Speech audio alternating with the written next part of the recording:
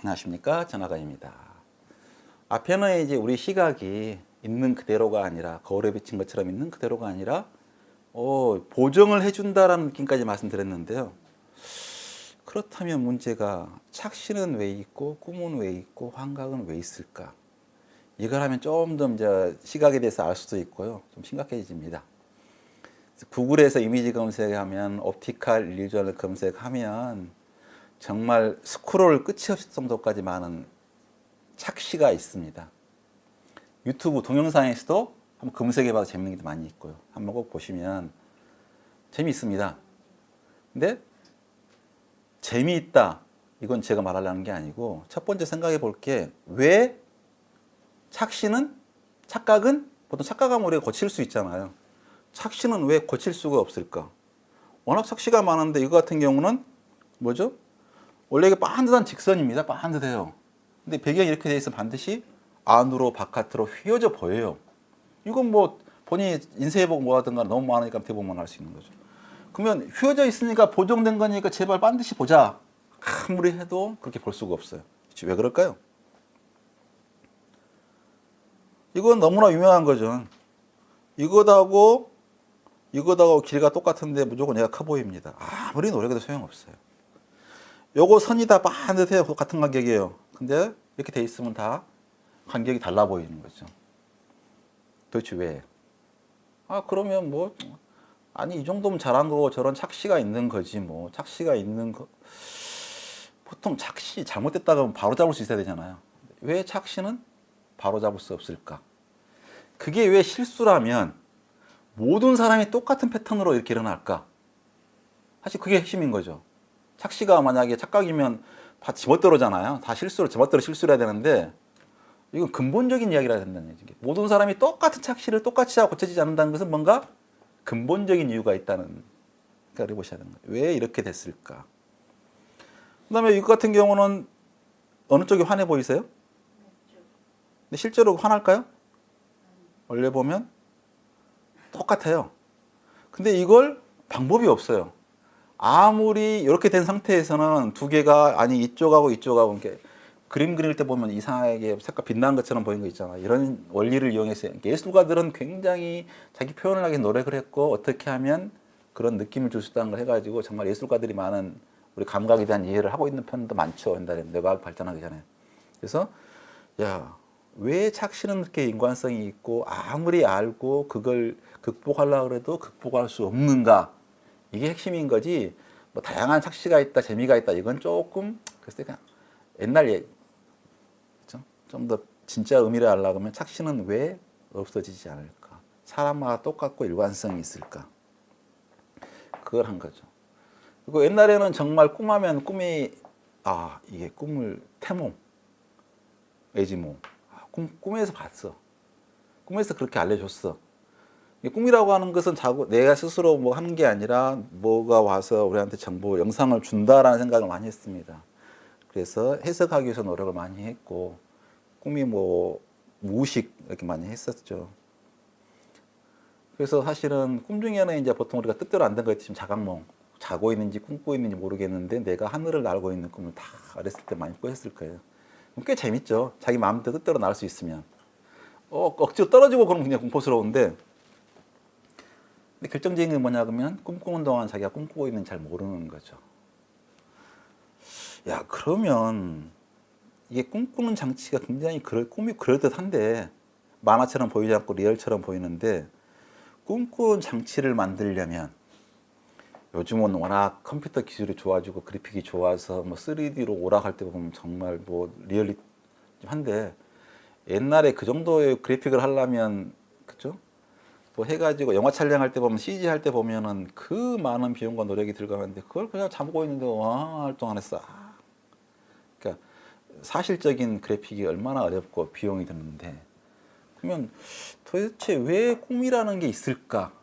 꿈이라는 게 무슨 애지몽이면 좋겠는데 애지몽이 아니라 그러면 그 힘들게 그걸 만들려면 그 많은 하드웨어가 들어가는데 노력이 들어가야 되는데 왜 있을까? 그걸 생각해 보면 다른 생각을 할 수가 있습니다. 또 하나가 이제 환각. 환각은 뭐죠? 존재하지 않는 것이 보이는 거죠. 꿈꾸는 게 아니라 내 눈앞을 떴는데 의식이 있는데 앞에 호랑이가 없는데 호랑이가 보여요. 그러면 어찌 될까요? 가벼운 건 불편할 거고 공포와 불안이 들 내가 미쳐가고 있는 게 아닐까 하는 것도 있고 그걸 다 잘 이용한다 그러면 영화처럼 나왔냐? 그래 뭐 이렇게 자각몽처럼 그러니까 꿈이 악몽이 되면 그렇죠? 악몽이 계속 꾼다 그러면 굉장히 극복하기 힘들 건데 꿈이 적당히 자각몽 상태야. 그 어떻게 나올 줄 알고 될 줄 알고 적당히 하다가 사라져 그럼 사라져. 뭐 즐길 수도 있는 거고요. 근데 이제 평상시에 이런 경험이 있으면 좋겠는데 갑자기 나이 들어서 아프고 그럴 때 하면 내가 미쳐가고 있는 게 아닌가라는 것만 생각하고요. 그다음에 감각에 따라서 환시는 차라리 낫습니다. 환청은 정말 사람을 미치게 하는 거고요. 그다음에 환미, 환우는 맛을 안 봤는데 입에서 가끔 쓴맛이 들고 그렇게 그 정도가 아니라 그냥 너무나 생생하게 느껴지는 환촉 경험해 보셨어요? 왜 휴대폰 호주머니에 넣어놓고 있으면 지나가다 보면 전화 안 하다 후두두두 이것도 일종의 환촉이죠.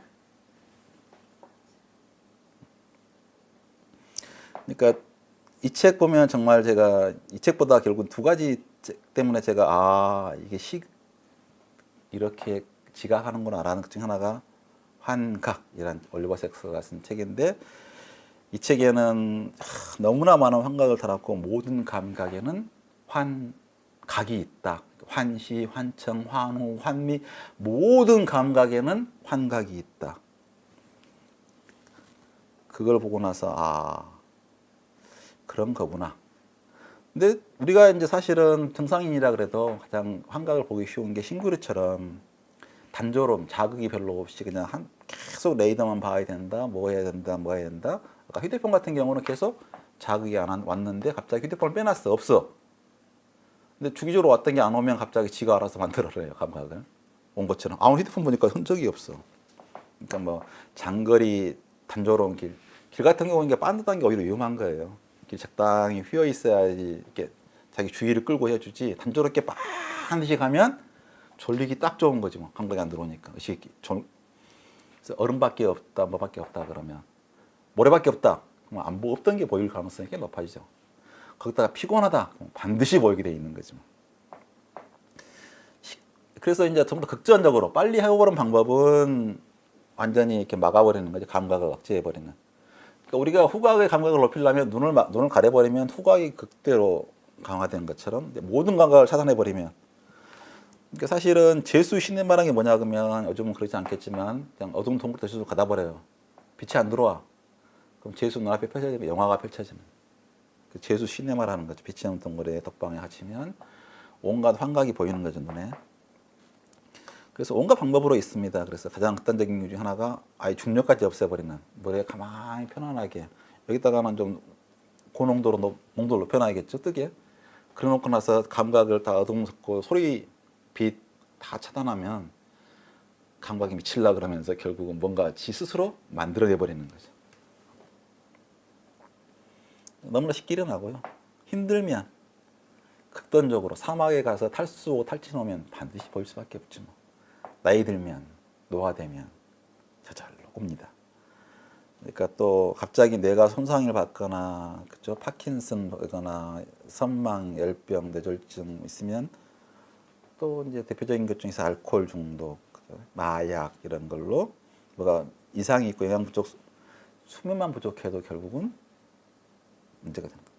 근데 여러분 이성이 있을 땐 좋은데 이성이 없거나 약해질 때는 결국 현실과 환각을 구별할 능력이 떨어질 때가 제일 문제가 되는 거죠.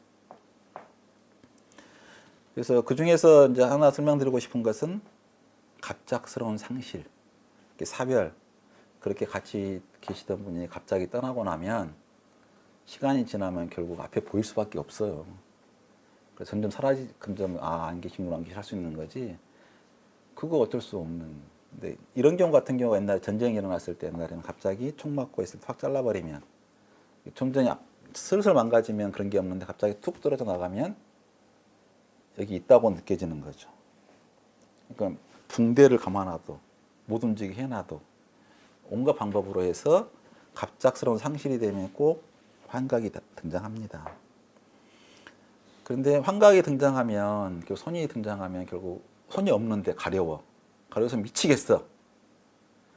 어떻게 해소하냐 그러면 대부분 손 같은 경우가 굉장히, 우리가 이 체감각 지도죠. 체감각 운동 지도인데 센서가 몸에 균형 있게 있지 않고 얼굴, 혀, 손 이런 쪽에 센서가 굉장히 많이 붙어 있어요. 그래서 실제 비율로 보면 얼굴에 이만큼 많이 붙어 있고 손에 이만큼 붙어 있고 몸에 있는 붙은 게 실제 많지는 않죠. 그래서 발하고 이쪽과 연결되어 있는 경우도 있고요. 그렇죠? 손이 잘라나가면 갑자기 얼굴의 어느 부분이 가려운 경우가 많죠. 배선이 이렇게 멀리 있는 거가 가까이 있으니까. 그러니까 갑자기 손이 보이지도 존재하지 않는 손이 가려웠는데 미치겠는데 결국 여기를 긁으니까 가려움이 해소되는. 근데 이제 가끔가다 가려운 정도는 괜찮은데 어떤 사람은 이렇게 없는 손이 손가락을 쥐었어. 너무 세게 쥐어가지고 이 손가락에 손을 파고들어. 너무나 아파. 미치도록 아파서 못 견디겠어. 썩고 있고. 그래서 제발 이 손 좀 없애주세요. 아, 여기 있으니까 여기 잘라볼까? 아무리 잘라도 해결 안 돼요. 그래서 이게 굉장히 괴로웠는데 최초로 이런 존재하지 않는 팔을 갖다가 수술하는 사람이 라마찬드라는 교수인데 어떻게 수술했냐 그러면 자, 거울을 놓고 그죠? 말짱한 손을 비춰보면 마치 요 손에 있는 없는 손이 있는 것하고 느껴지는 거와 똑같은 형태로 하면 갑자기 내 손이 돌아왔네. 정말 스스로가 도저히 이해할 수 없게 깜짝 내가 놀라는 거죠. 그러다가 아니네. 이렇게 점점 이렇게 해서 이제 둔감화 시켜주면 결국 포기하고 없다는 걸 내가 인정하는 거죠. 참 이런 거는 사실 알아둘만 합니다. 왜냐하면 모든 게 그렇게 노출을 통해서 해결할 수 있는 거구나. 그리고 말로 되는 게 아니라 실제로는 체험을 통해서 되는 거구나. 이런 환각 같은 경우에 대표적인 자기가 뻔히 가짜 손 농지 알고 있고 근데 만약에 동시에 긁어주지 않았으면 안 놀랬을 건데 자기가 이 사람이 보고 있는 건 이걸 보고 있는데 그죠? 내가 보고 있는 거 이쪽을 보고 있는데 보고 있는 걸 갑자기 때리면 이게 내 손이라고 딱. 그러니까 리모컨을 써서 저쪽 멀리 움직이면 저 팔이 내 팔처럼 움직여요. 굉장히 사람이 이입을 잘 하죠. 그래서 환각 하면 일단 첫 번째는 자, 감각은 만약에 눈이 없으면 이게 뭔지 볼 수도 없는 거죠. 그래서 눈을 통해서 뭔가 정보가 오니까 우리 감각할 수 있는 거고. 착각은 플라스틱 컵이네. 알고 보니 종이컵이야. 종이컵이네. 알고 보니까 플라스틱 컵이야. 이 정도가 착각이겠죠. 환각. 그럼 갑자기 컵이 있는데 안 보여? 없는 컵이 보여? 내지는 컵에서 분수가 일어나. 분수쇼가 일어나. 갑자기 분수가 일어나면 그건 환각인 거죠.